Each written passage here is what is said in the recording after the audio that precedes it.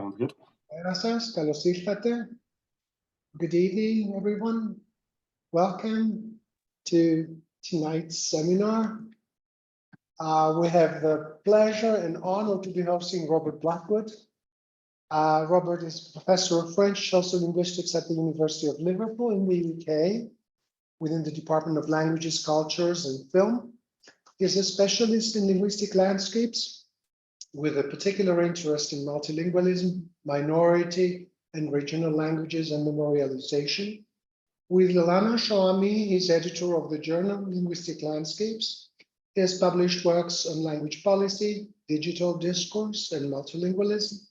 He has edited a number of volumes, most recently Multilingual Memories 2020 with John McAllister, Multilingualism in Public Spaces 2021 with Didrid and Levy, and Spaces of Multilingualism in 2021 with Ulm Rheinland. A very warm welcome to you, Robert. Thank you for this evening.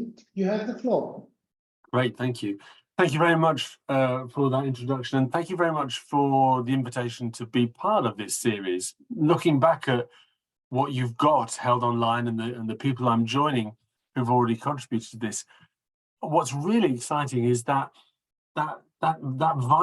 important repository of work in sociolinguistics that this series has generated. So it is genuinely a privilege to be part of a group of individuals joining this long line, and hopefully adding something to the wider discussion around the various issues you've delved into over the last weeks and months.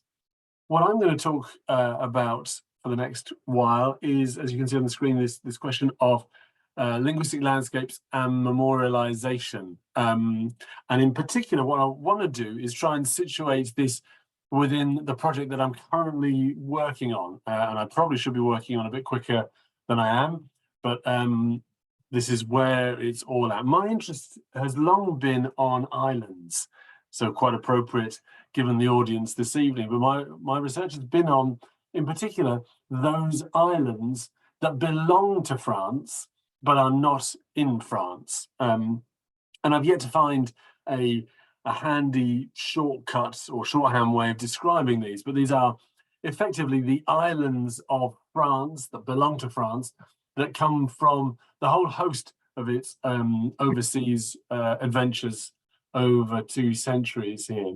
And what I'm doing is looking at the different ways in which these different islands negotiate their relationship back to France. So looking at, and I've decided the way to do this is to take a different kind of perspective for each one. So starting in the top right, you can see Corsica, and that's a school. That was in fact a school I taught at on the island of Corsica for a year when I was a student. So this is looking at schoolscapes and how schoolscapes relate France back to its territorial possessions. Then in the South Pacific, in New Caledonia, I've been looking at a more eco-linguistic dimension, this trying to move on beyond the human, but think about ways in which a zoo, an arboretum, and as you can see there, an aquarium, how they present the relationships between France and New Caledonia. In the Indian Ocean, Réunion is where I've looked at the ways in which the actual state structure, the infrastructure put in place by France to manage the country, manage all of its territories, in some way inflects the linguistic landscape. In Guadeloupe in the Caribbean, I've been looking at food and how food as discourse plays a part in this relationship between France and its territories. And today we end with Saint-Pierre-and-Miquelon up in the North Atlantic, with thinking about questions of museums and memorialisation. And that's what I want to focus on for the rest of my talk now. So it's got this sort of global overview, but today we're going to think about Saint-Pierre-and-Miquelon. Saint-Pierre-and-Miquelon, of course, the coldest and the least sunny of all the destinations on this project. So I think that was the reason why I left it till very last, where you couldn't face it. So in terms of any kind of theoretical lens, what I think has been really interesting is the cross-fertilisation between museum studies, human geography, and the linguistic landscape. And it's proven to be really conspicuously, fruitfully productive as a site for research in place. And what I'm doing is thinking about the ways in which the museum as a whole is taken to be its text. So that means the building, the online hinterland, exhibits and labels are all open to some level of interpretation by us researchers. Now, museums have a number of functions to fulfill beyond serving as sites for collective remembrance. You can see on the screen there how Sirifman has outlined the various demands we make of contemporary museums: cultural repository, dynamic civic space, popular entertainment centre, tool for urban revitalisation. And these demands made on contemporary museums have been explored at length nearly 30 years ago now. Ravelli concluded that, as you can see again on the screen, in today's museum environment, cultural and social information stands alongside the scientific, and the museum now plays the role of a facilitator, drawing upon a broad range of knowledge and providing the space for visitors to interact with this and learn from this in a variety of ways. So in other words, what Ravelli contends is that long gone are the days when language, in its very formal sense, language appeared in museums solely to label artifacts, leaving the visitor to draw their own inferences from what was put on display. So the spatial focus of, excuse me, my paper this evening is the collection of islands known as Saint-Pierre-and-Miquelon in the North Atlantic Ocean, off the coast of Newfoundland. You can see in the map at the top there, the large island of Newfoundland, and then when you drop down, you can see off the tiny point on the south, directly south, I suppose, is where the archipelago of Saint-Pierre-and-Miquelon can be found. It's been an overseas territory of France since 1946, and interestingly, it reaffirmed its status in the 1958 constitutional referendum. Today, the island's residents, are French citizens. They send their own deputy to the National Assembly in Paris. They share the same rights and the same responsibilities. There's other citizens of overseas collectivities, such as you can see on the list there, French Polynesia, Wallis and Futuna, which is over between Samoa and Fiji, Saint Bartholomew in the Caribbean Sea. But unlike Guadeloupe, Martinique, Guyane, Saint-Martin, Réunion, Saint-Pierre-and-Miquelon is not classified as an ultra-peripheral region of the European Union. So that although the archipelago falls within the Eurozone, it's not considered for extra compensation from EU funds, nor is it entitled to any extra funding from the European Regional Development Fund. So although the archipelago remains the last remnant of France's former North American territory, Nouvelle-France as it was called, sitting in the Gulf of St. Lawrence, the narrative woven by the French state affirms Saint-Pierre-and-Miquelon as part of France. It is seen as part of France. The spatial arrangements of Saint-Pierre-and-Miquelon speak to its anchoring within this very clear French political and cultural framework. The ordering of the towns and peri-urban spaces on the archipelago invite individuals to see the islands as part of a shared idea of France.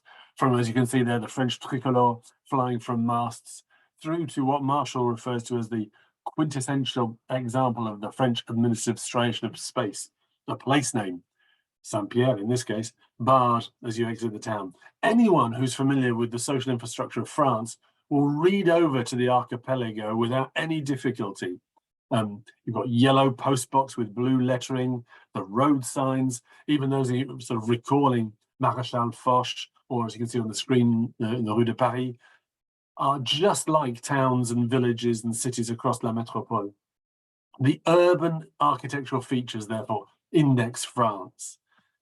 It's worth noting, though, that this picture is complicated in two relatively interesting ways. First, in response to the climate and to the resources available, the buildings, especially dwellings, are clapboard, sort of evoking the eastern seaboard of North America rather than France. And secondly, there are these really interesting connections back to specific regions of France, namely Brittany, Normandy, and the Basque Country. They inflect the archipelago in ways not really seen in a single town in metropolitan European France. On the screen there, you can see the bright orange fronton, the 42-meter wide Basque football game, well, sort of terrace, the one where you can play outdoor games of pelota in Saint-Pierre's town centre. It's one of the cities, cities, a quite generous way of referring to it, it's one of the town's most striking architectural features. And it stands next to the Basque Club. And the Basque Club, with its distinctive, to use the terms by Yarlhead, the Basque vernacular letter form. At the same time, Breton traces in the toponymic landscape, as you can see up there, Rue Gloanec in central Saint-Pierre, and they complement the use of the ermine spot, that heraldic representation you see on the bottom left, where you've got a Stoats winter coat featuring 11 times the fleur-de-lis of the canton of Brittany. And there are also flashes of the two lions passants, the two striding lions from the flag of Normandy. That sort of completes this composite regional identity for the archipelago, with all three sets of emblems featuring on the official flag for the overseas territory. So what I'm trying to say, I suppose, is that Saint-Pierre-and-Miquelon is spatially organised in a distinct way that reflects both the archipelago's geographic position off the coast of Newfoundland and the history of 19th century settler colonialism that draws from Brittany, Normandy, and the Basque Country in particular. Now, the readings of the four museums, which we're going to move to now, they've got to be considered within this explicit context where the retelling of the island's history is situated within this sort of compound identities of the archipelago as simultaneously North American, French, but also regionally alloyed. There are four museums across the archipelago that I've spent time in, basically in sort of fairly traditional approach in some ways for the reviewing and analysing of their linguistic landscape. The status of the four museums in terms of their ownership and their management, they contribute to placemaking practices. L'Arche, the first one on the list, is a national museum funded by the taxpayer, whilst the Musée Héritage number 2 is privately owned. The Musée de Miquelon and the Archipelago Museum are both overseen by not-for-profit associations, so managed and organised and staffed by volunteers. So the status of the museums does play a part in the narrative that these memory places tell regarding the archipelago. You can see there on the bottom of the screen the research question that I've really been asking myself, to what extent are these memorialisation processes some way articulated through a neo-colonial relationship to France?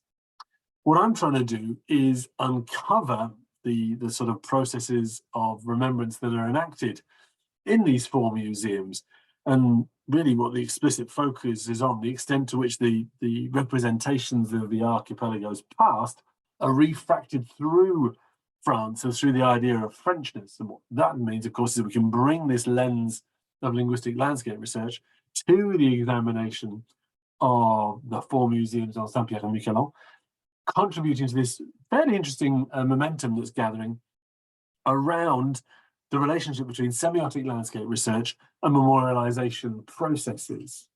At a very preliminary level, linguistic landscape studies of memory places draw on the vast body of work from sociolinguistics dedicated to multilingualism, just in order to consider these binaries of inclusion, exclusion, or visibility, invisibility, centralisation, peripheralisation I put on the screen there. Now, these processes treating named languages, to use a very traditional kind of conceptualization, may well be used by the communities where memory places are found, or by those who visit the memory places, either for explicit commemorization purposes.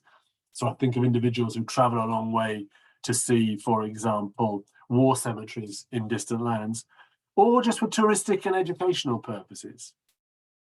A wider perspective for considering memory places, respecting what Train, as you can see on the screen, refers to as the fusion of text-oriented archival research and the present-oriented ethnographic focus of linguistic landscapes, really is provided by a close examination of the constructions of particular narratives within the texts that are placed in memory places. So what we're going to look at in the next half hour or so, I'm trying to highlight the deliberate mobilization of a very specific set of discourses for placemaking within museum settings on Saint-Pierre-and-Miquelon. The 4 museums that I've touched on are just one part of memorialisation on the islands of Saint-Pierre-and-Miquelon. Human geographers have long considered the relationship between physical and cultural language, landscape and collective memory.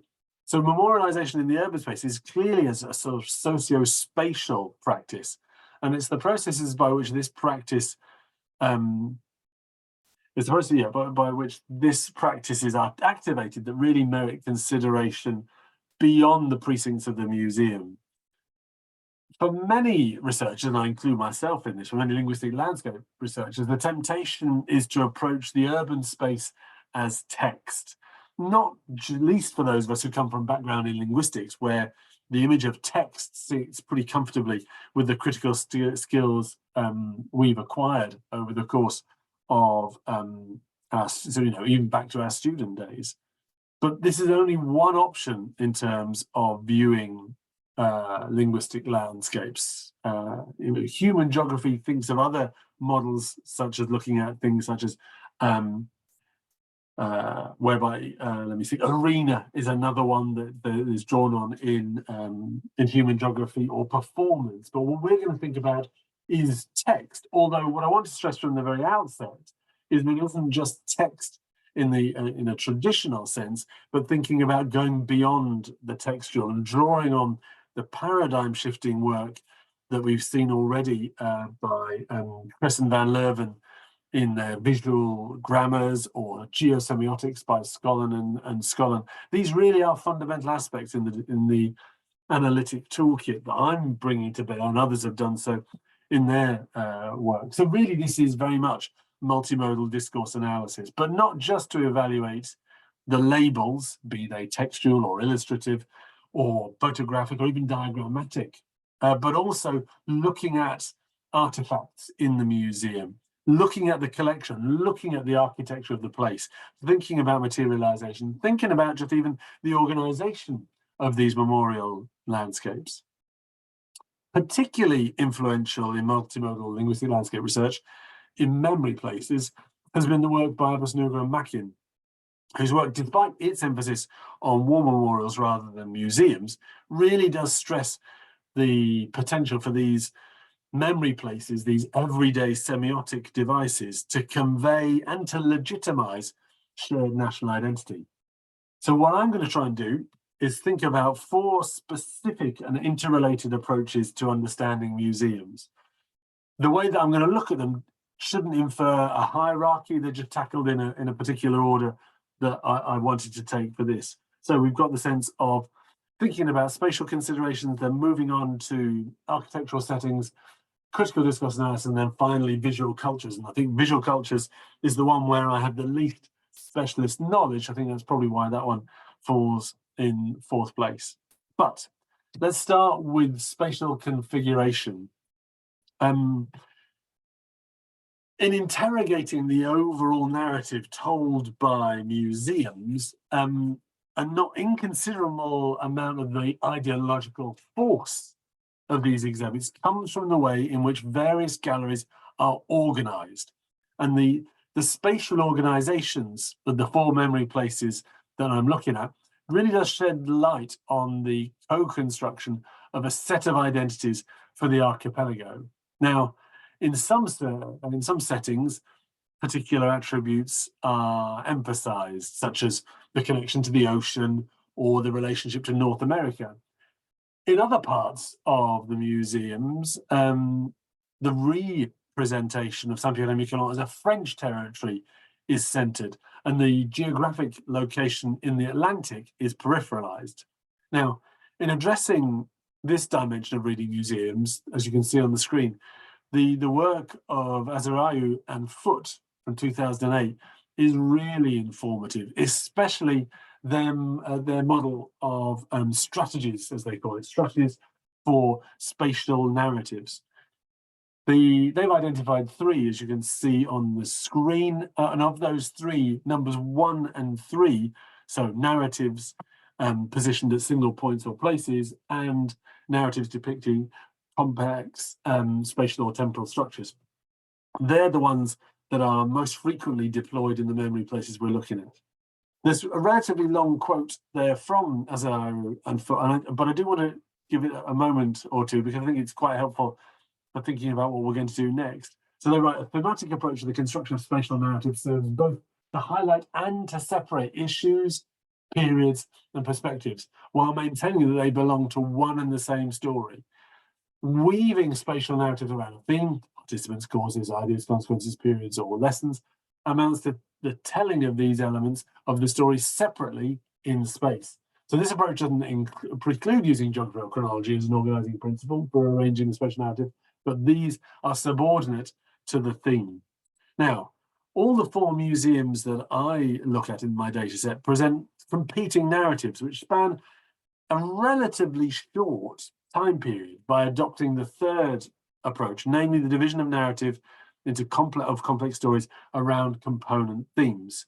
This is most visible in the museum known as L'Arche, and the space within the museum is divided into 3 sections, each of which is identified by a very specific color.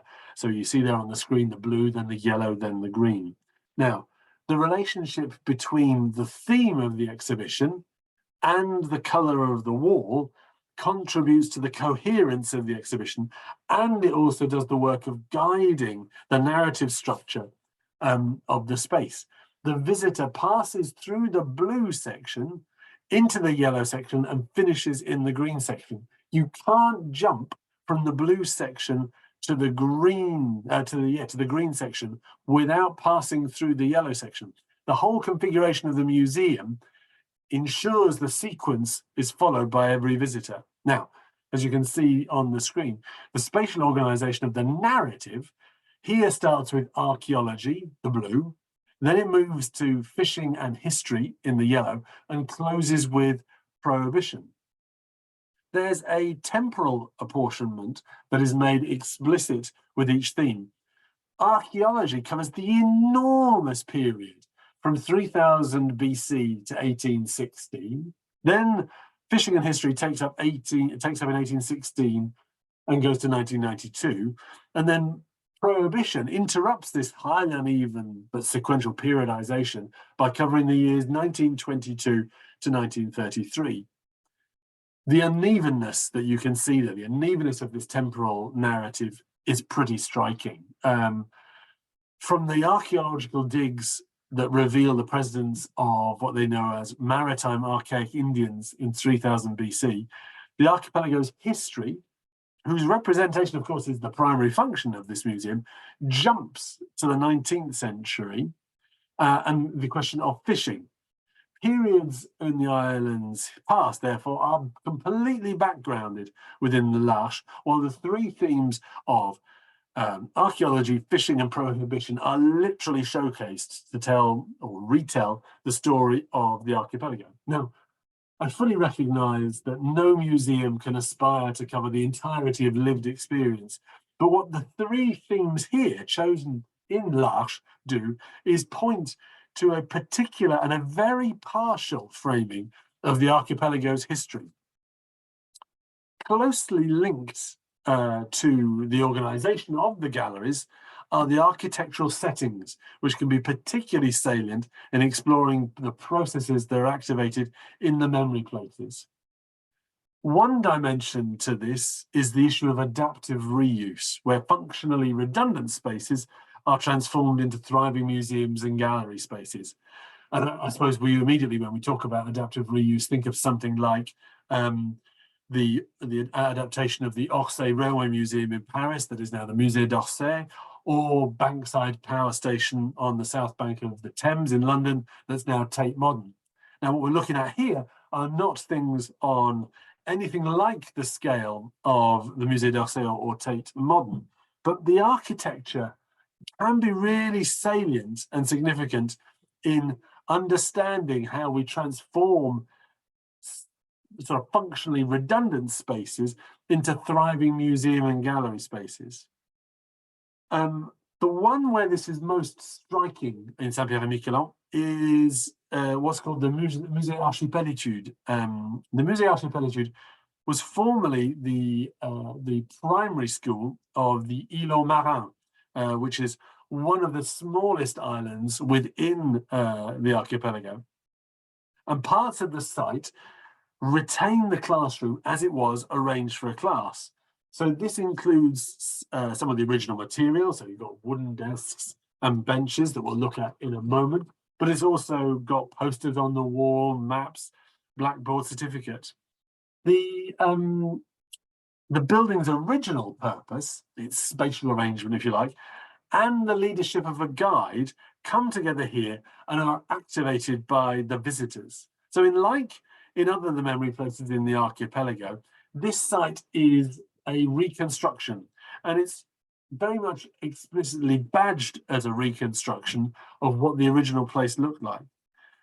The boundaries between a gallery displaying artifacts and a historic building museum, where a structure of significance has been transformed into a museum, can be porous. But in this case, the significance is heightened because this classroom is more than just a replica of a French teaching space.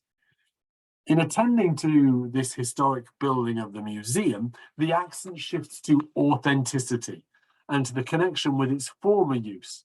In other words, the emphasis of this reading turns from the presentation of the artifacts on the wall associated with education on the Île aux Marins to the restoration and the replication of the schoolroom.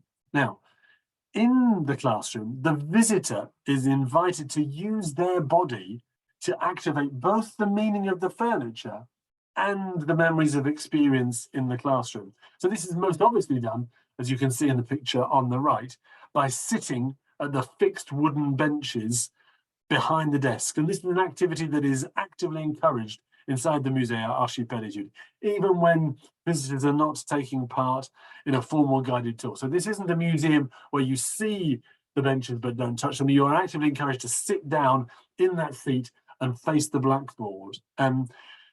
This very specific type of furniture speaks to a number of older generations, not necessarily, of course, though, to those in their 40s or younger, for whom in the main, this kind of seating was no longer in use. It's been replaced by tables and chairs. But such is the resonance of fixed wooden benches and desks through popular culture, through films, through the collective imagination, that even for those who didn't directly experience this kind of seating, there is a real clear evocation of traditional French education. Now, on the left-hand side of the screen, you can see the blackboard. The blackboard plays a fairly significant part in the memorialisation process within this part of the Musée Archipelago. Blackboards, as we know, are paradigmatic linguistic landscape signs, most obviously within the work on schoolscapes, but also in wider contexts, appearing, for example, outside restaurants to advertise changing menus, for example. The defining characteristic of the blackboard is that it is a reusable surface for writing, where the expectation is quite clearly that whatever's recorded on it is temporary. Now, at the same time, though, the blackboard is an authoritative sign.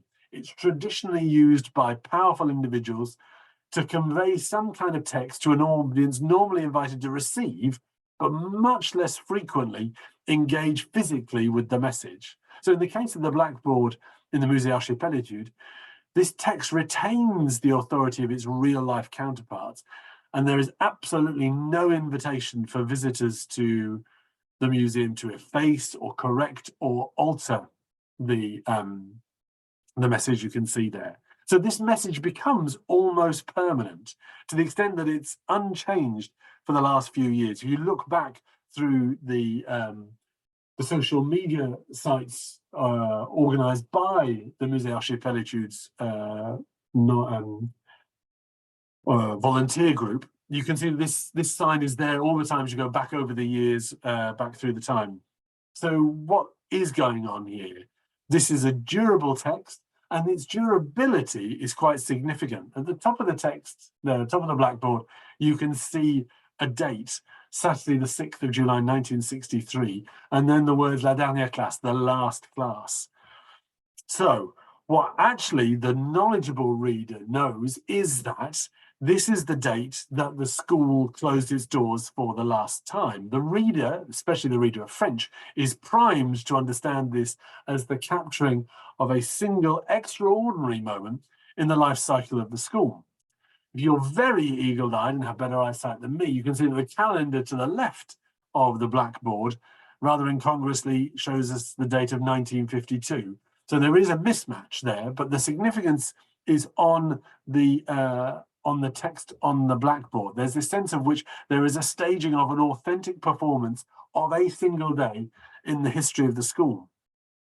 Below the date, in chalk, the curators of the museum have written in very typical cursive French handwriting, certainly the style expected of young learners, an excerpt from Alphonse Daudet's Contes de Lundi, a late 19th century collection of short stories, and in particular, La Dernière Classe, the last class. So this short story depicts the final class delivered in a French school in Alsace after the territory was transferred to Prussia as part of the treaty to end the Franco-Prussian War in the 1870s. So the story is about the closing of the class because the Prussians were having the territory and the French school system was to close to be replaced by a Germanic school system that was going to be replacing it because the territory had passed to the hands of Prussia. Now, the intertextual significance doesn't lie in the loss of land to a rival power. Saint-Pierre-and-Miquelon remains part of France. What's more significant, what's more salient here is the end of the teaching. There's this potential to identify the archipelago as an encircled French territory surrounded by Anglophone Newfoundland, Nova Scotia, and the Atlantic Ocean. But more symbolic is the end of teaching in this specific site, the underscoring of the French dimension to education that is sort of invoking the role of the national standard language, French, in fostering national identity, French, which retains its significance today. So this sort of memorialization process is negotiated via the classroom setting, that iconic furniture there you can see on the right, and the citation from Daudet, all of this with this sort of implicit invocation of a contested territory. So that's architectural settings. The third of the four approaches I want to take is the one that I think most of us are familiar with from linguistic landscape work, and that is multimodal or critical discourse analysis. And this is not just about recognizing the languages used in the signage, but in drilling down to infer meaning from the text constructed. And to this end, I'm going back to L'Arche, the state-funded museum in the main town of Saint-Pierre on the main island of the archipelago. And just to take a couple of minutes to have a look at some of the panels that are on display there. As I said a few minutes ago, L'Arche is divided into three sections, and it's worth dwelling on the opening panel, the opening information panel that you can see there in archaeology, in the section archaeology, because it provides a really helpful, concise summary of the official narrative of the archipelago's history. There are in fact two adjacent texts, one in French on the left that I've cropped off so that you can see the one on the right, the English one, more clearly. And the first words of exposition that the visitor to L'Arche reads under the title Reconstructing a Fragmented Past state, and I'll just read this out because it's quite significant. The year 1816 is often seen as the beginning of the history of Saint-Pierre-and-Miquelon, when France permanently took possession of the island. Going back a little further in time, 1604 is the year of the first permanent French settlements in the region, including on the island. As early as 1536, when the explorer Jacques Cartier stopped in the archipelago, he noted that fishermen, both from France and Brittany, were already present on the island where there were no sedentary inhabitants yet. Now, this introductory paragraph, produced in bold font, establishes a formal starting date for the history of the archipelago in the 19th century, but then almost immediately contradicts itself and acknowledges that there are other landmarks in the timeline further back than 1816. But, crucially, both of the other dates provided in this official preamble include French reference points, first with the earliest permanent residents and their 16th century French and Breton forebears who are fishing around the archipelago. So what we see here is anything that relates to the history of Saint-Pierre-and-Miquelon has to in some way refract back to France. The second paragraph of this opening information panel does admit that the islands were not territories untouched by humans before the arrival of French and Breton fishermen, acknowledging that the human adventure in Saint-Pierre-and-Miquelon predates the presence of Europeans. So this subsequent recognition of peoples on the archipelago, referred to in the text as, and I quote, Native American and Paleo-Eskimo groups on another display board, is presented as an important piece of the puzzle of human activity in Saint-Pierre-and-Miquelon, even if this has to be considered through the prism of France. The panel, as you can see at the bottom of the screen there, this time I'm giving the French version, the panel describing the archaeological dink at Saint-Henri concludes that this is the southernmost known Arctic culture site and the only one on French territory. So even the discourse of prehistory is mobilized through the archaeology section of the museum by its orientations towards France and a French presence on the island. Even the earliest recorded evidence of what happened there has to be reflected back through France. Understanding this history, in inverted commas, of Saint-Pierre-and-Miquelon takes place by projecting all of the events of the archipelago's past onto France as the backcloth. The section devoted to history, so in this section, you can see that the tone of the narration is set from the very first information panel. The gallery opens with the headline, and you may not be able to see it, so I'll read it. Saint-Pierre-and-Miquelon, a pied-à-terre for the French cod industry.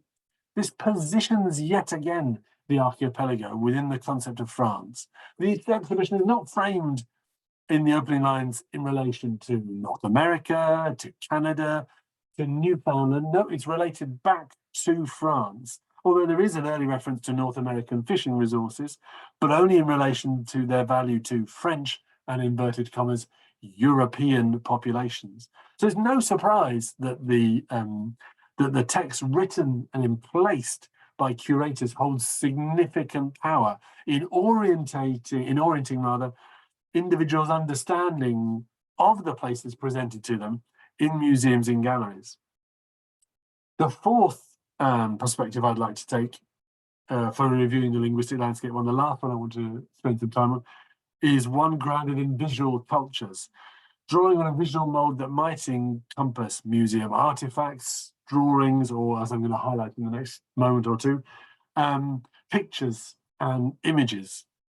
At L'Arche, the fishing gallery of the three galleries, the middle one, and in fact, the entire museum space is dominated by this enormous painting which hangs in the middle of the room. And this is in the middle of in fact, it is the sort of center point of the entire museum. So you have to go up one side of the painting and then back down the other side to leave. To try and give you a sense of proportion here, that painting you can see there is 6 meters high and 11 meters wide. So this is an enormous painting here. It's oil on canvas, and it's entitled, as you can see on the screen, Working on the Drying Grounds at Saint-Pierre. It really is a monumental piece of work, and it was completed over 1898 to 99 by Gaston Rouet, who was the official painter to the French Navy and the colonies. That was his title. And it is bisected by the horizon. This is where I feel like I'm on slightly shaky ground, as I'm not an art historian, but I can tell you at least what the painting looks like. So the entire canvas is bisected by the skyline. The upper half of the painting is filled with grey clouds, and there are a couple of occasional glimpses of blue sky. The lower half of the painting depicts men and women of Saint-Pierre drying tods on the stones that are sort of run down from the town's foreshore. So the town appears on the left-hand side in the bottom of the painting. But for us, I suppose the eye is drawn to the center point and the sea, the horizon there. Now, the history of the painting is outlined, as you can see in front of the painting itself, on those three information panels. Yet again, bilingual information presented in the left in French and in the right in English. And attention is really quickly drawn to a number of themes pertinent to what I want to talk about. Rouet, the painter, is, we are informed, never set foot on the archipelago. And this painting was completed using photographs and textual descriptions of Saint-Pierre-and-Miquelon. Interestingly, it was commissioned for the 1900 Universal Exhibition in Paris, and it first served as a diorama, providing the backdrop to the recreation of a traditional fishing cabin in the pavilion dedicated to the 4 colonies. Now, the information panels also note that the painting was intended to, and I'm quoting now, educate and captivate visitors with picturesque scenes of life and work in the French colonies. Interrogating the discourse presented in the museum, life in Saint-Pierre-and-Miquelon is exoticized for the entertainment and possibly, marginally, the education of metropolitan visitors to the Universal Exhibition. The visual dominance of the painting and its focus on 19th century fishing practices reproduces a very specific imagining of the archipelago. We can see the things that are there, but quite importantly, we need to consider the things that are not there.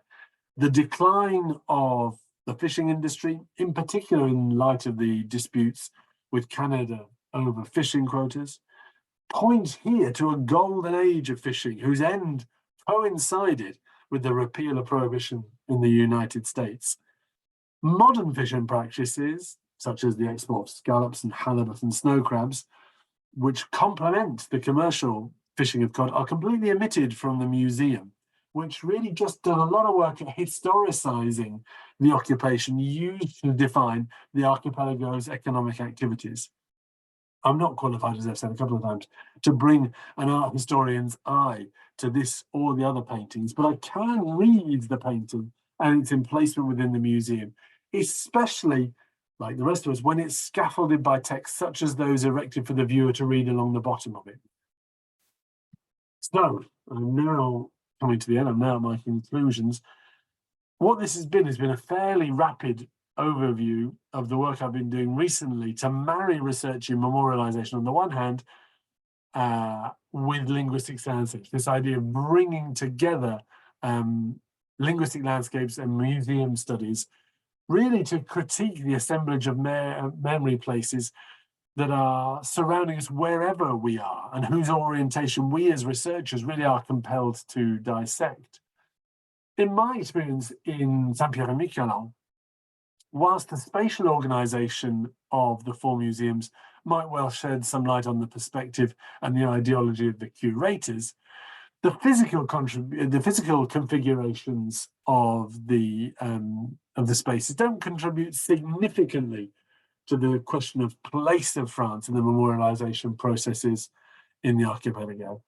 It's the arrangement of themes, be they temporal as at large, that we looked at quite extensively here today, or related to a range of topics, don't really on its own refract the representation of the archipelago as passed through France.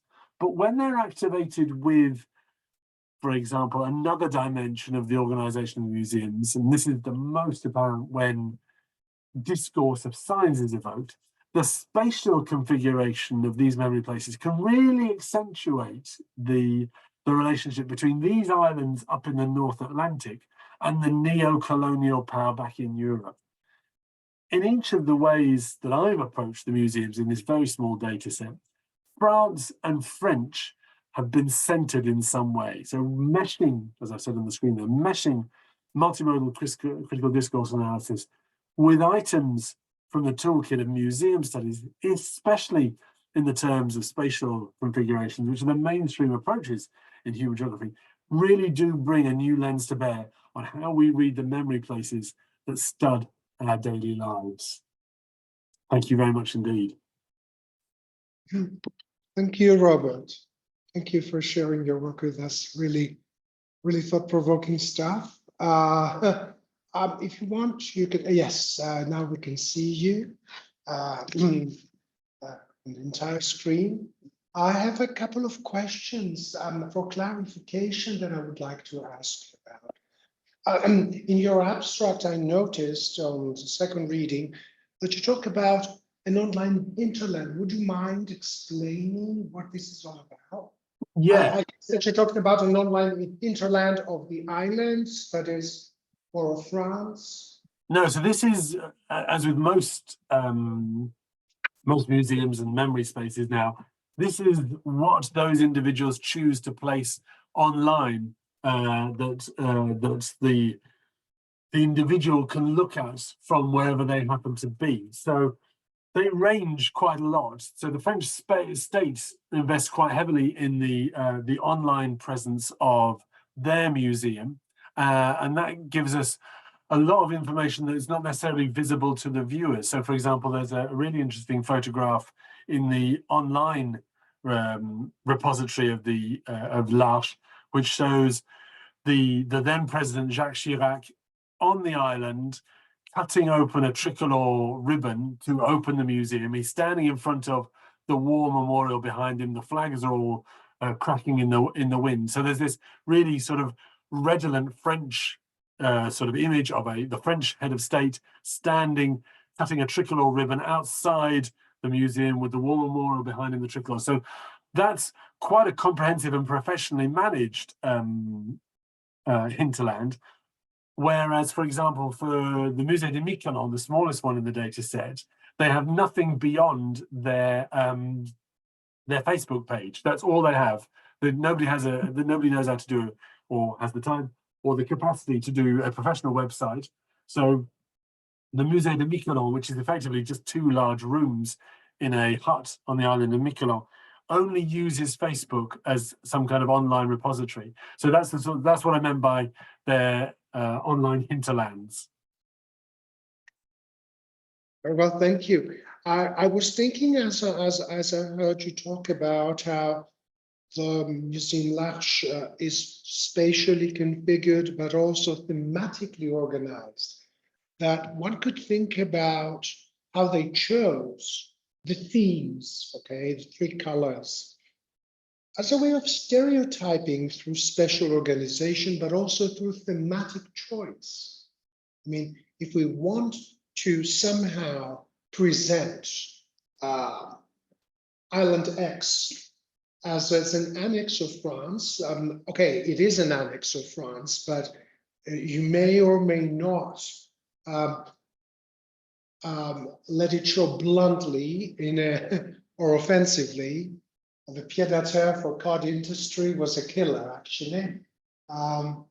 It shows this European pizzazz for othering and insulting, I think.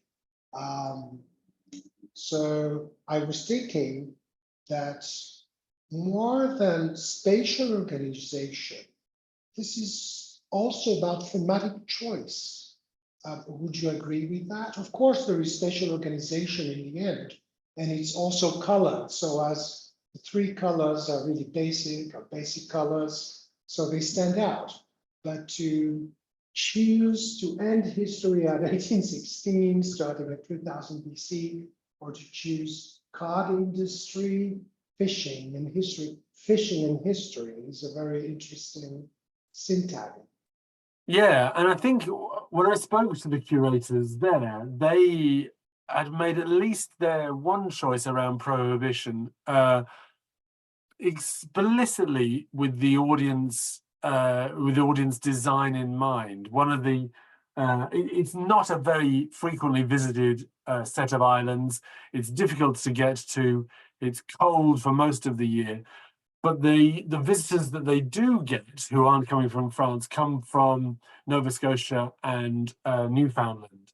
And it was felt by the curators that an exhibition on prohibition would appeal to a North American audience. So that final periodization, that final thematic organization was very explicitly done because they felt this would be something that would hook in a visitor.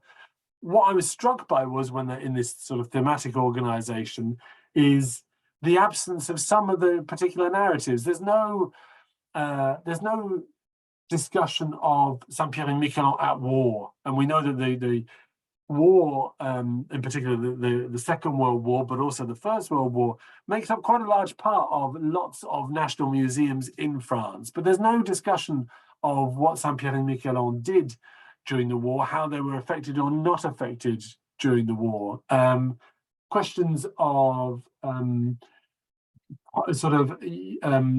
indigenous rights, again, completely elided in the museum. The choice of themes, as you say, is very deliberate. It is very exclusionary, and to me, as a sort of coming as a critical visitor, seems very curious as a thematic choice, but one obviously designed to reinforce a very specific understanding of France. The visitor is not to be left in any doubt about what we should think about Saint-Pierre-and-Miquelon and its relationship to France once you've left that museum. Absolutely, especially the prohibition part. Thank you for explaining prohibition, because I was going to ask, because for the first time in my life, I got an image of France and prohibition in the same frame. Yeah. Which is, of course, wonderful if you are a colonial power willing to situate itself in the American world, especially in the Arctic. Yeah. So France obviously didn't observe prohibition, and France therefore was an easy place for Canadians to get alcohol. Canada's prohibition period was shorter than that in the USA, but they still had a period of prohibition. So North Americans used Saint-Pierre-and-Miquelon in order to smuggle in alcohol or to consume it without any fear of punishment there. And of course, I think that's why it seems so unusual. Trying to sell the idea of prohibition to France, I think, would be at the very least an anathema. But this is to say, this is something that's seen as a hook to bring in the sort of North American context in ways that you wouldn't think a European context would be involved. Very good. I would like to open the floor to questions. We already have a hand. Elena Ioannidou. Elena, kalispera. You have the floor. Hi, can you hear me? We can, kalispera, as we say. I feel like this feels like the Eurovision Song Contest. It's great. Yes, I remember. I cannot open my camera, but that's okay. I don't know why. Hi, Robert. Hi, how are you doing? Good to see you. Yes, I'm fine. Thank you so much for this. My question has to do mostly with the methodology, the 4 axes you used, which I found very interesting for analyzing the linguistic landscape of the museums. So I was just wondering whether,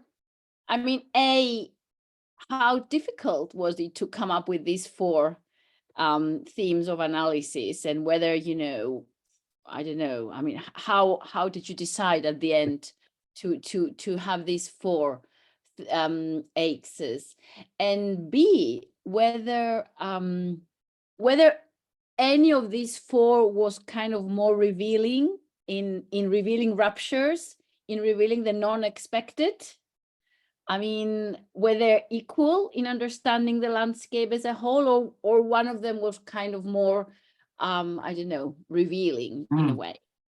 Thanks. Great pair of questions, Lane. Thank you. So for how did I get to those? And I think I said we are treading familiar territory. And I think that we see this in many aspects of the work we do within linguistics, that there are individuals approaching questions, the same kind of questions, but from very different disciplinary backgrounds.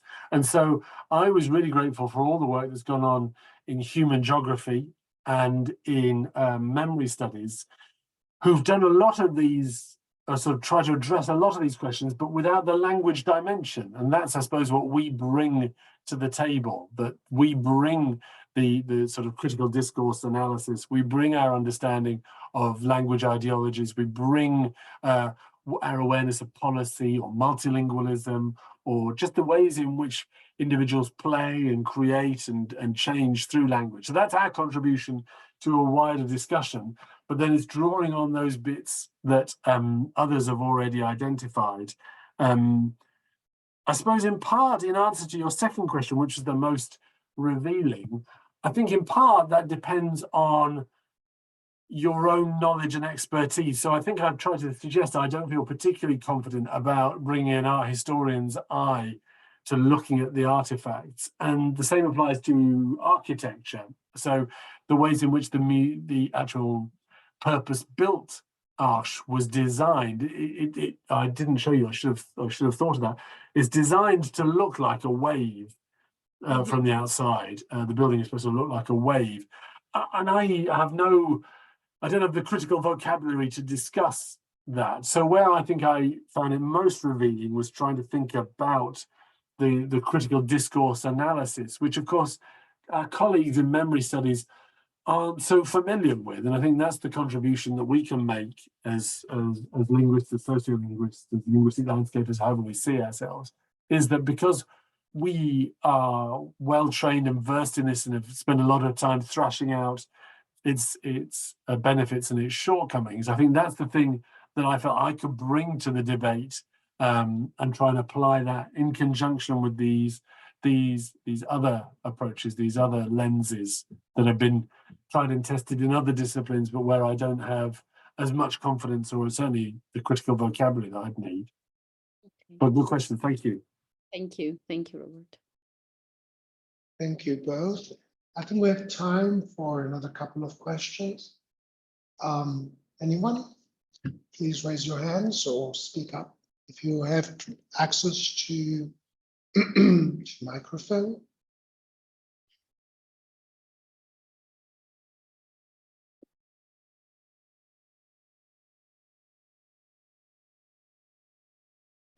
If there are no questions, I would like to thank you, Robert, once more for this fascinating material and working analysis, and to renew our online appointment with the audience for April 16th with a talk by Robert Troyer from Western Oregon University.